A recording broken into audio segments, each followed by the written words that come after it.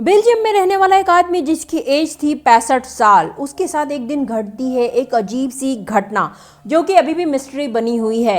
Actually ये जो 65 साल का आदमी था उसका नाम था जीन।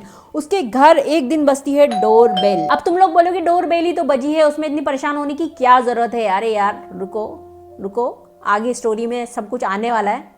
हाँ, तो जीन के घर बजती है डोर बेल और जैसे ही जीन ने दरवाजा खोला तो उनके सामने एक पिज्जा डिलीवरी बॉय खड़ा था जो कि पिज्जा डिलीवर करना चाहता था, लेकिन जीन ने तो कोई पिज्जा ऑर्डर किया ही नहीं था। फिर जीन ने इस बात को नॉर्मली लिया। उसको लगा कि हो सकता है किसी और ने पिज्जा ऑर्डर किया हो और उसने एड्रेस में कुछ गलती कर दी हो, इसी वजह से पिज्जा उनके घर डिलीवर हो गया हो। तो उन्होंने उस पिज्जा को रिजेक्ट कर दिया।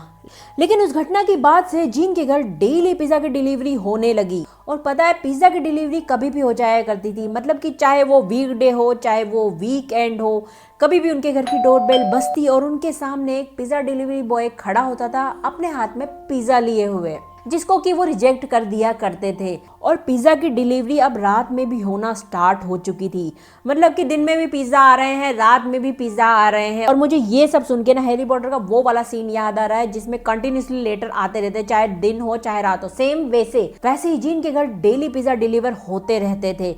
और अब जीन इस बात से ना बहुत ही परेशान हो चुके थे। उनको ये समझ में ही नहीं आ रहा था कि यार ये आखिर हो क्या रहा है और आखिर उनके साथ ऐसा कोई क्यों कर रहा है, और सबसे इम्पोर्टेंट बात कि ऐसा करने वाला आदमी है कौन। और फिर धीरे धीरे कंडीशन और ज्यादा वर्स हो गई और एक बार तो बिल्कुल हद ही हो गई। एक दिन जीन के घर 10 अलग अलग शॉप से 10 डिलीवरी मैन आए जो कि टोटल 14 पिज्जा डिलीवर करने आए थे, जिसको कि जीन ने कैलकुलेट किया और वो थे $510 के। हालांकि जीन ने वो पिज़्ज़ा डिलीवरी एक्सेप्ट नहीं की, उनको रिजेक्ट कर दिया, लेकिन इस वजह से रेस्टोरेंट वालों को बहुत नुकसान हो रहा था और उनका खाना भी वेस्ट हो रहा था, क्योंकि पिज़्ज़ा का पेमेंट जीन नहीं किया करते थे लेकिन ऑर्डर तो हो रहा था ना, तो खाना वेस्ट हो जाया करता था। पर पता मुझे क्या लगता है कि अगर इस पॉइंट पर रेस्टोरेंट वालों को पता चल गया था कि ऐसा कुछ हो रहा है तो जीन को ब्लैक लिस्ट में डाल देना था। जब भी उसके नाम से कोई ऑर्डर होता तो वो डिलीवर नहीं करते। लेकिन अब दिन रात इन अनवांटेड पिज़्ज़ा की डिलीवरी से जीन इतना खौफ में आ गए थे कि वो रात में सो भी नहीं पाते थे। और जब भी वो सड़क से किसी स्कूटर की आवाज़ सुनते तो वो एकदम डर से सहम जाते थे कि अब उनके घर की डोरबेल बजेगी और उनके सामने एक पिज़्ज़ा डिलीवरी मैन खड़ा होगा अपने हाथ में पिज़्ज़ा लिए हुए।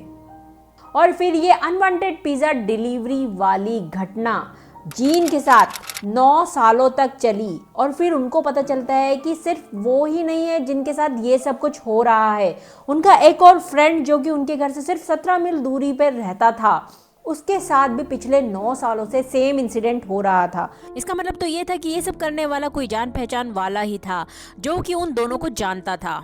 लेकिन फिर परेशान होकर एक दिन जीन ने पुलिस को ये सारी घटना के बारे में बताया, लेकिन आश्चर्य की बात यह है कि पुलिस भी इस बारे में कोई सुराग नहीं लगा पाई कि सारे इंसिडेंट के पीछे आखिर है कौन।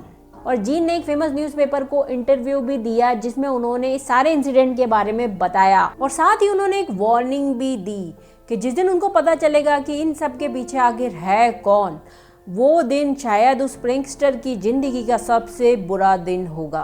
पता नहीं पुलिस वाले भी इस बारे में पता क्यों नहीं लगा पाए, मतलब कि जिस नंबर से पिज्ज़ा का ऑर्डर हो रहा था क्या उसको ट्रेस करते तो पता नहीं चल जाता, पता नहीं। लेकिन ये अभी भी मिस्ट्री बना हुआ है कि आखिर इन सब के पीछे था कौन।